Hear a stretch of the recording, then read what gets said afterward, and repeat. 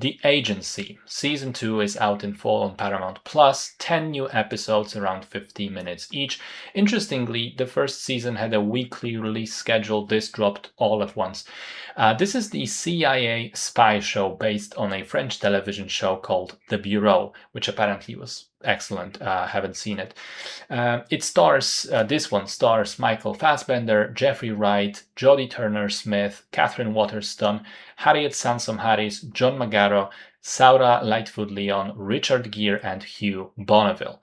The show continues the story from the previous season. Martian is trying to find out where Samia is and how to save her life, and to that end he is willing to trade secret information from Daniela's work in Iran.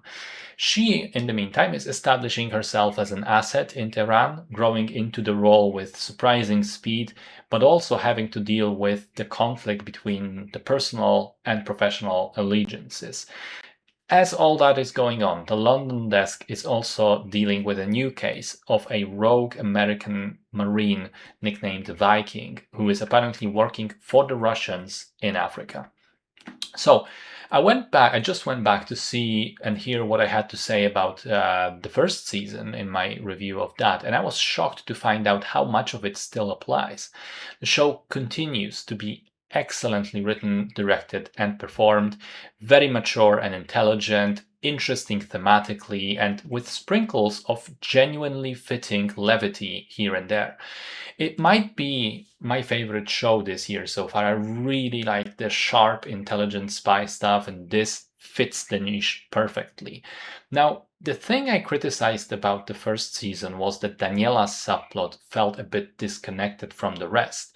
Well, that's no longer any problem. She's now one of the most important parts of the narrative, and I love seeing her progression through it.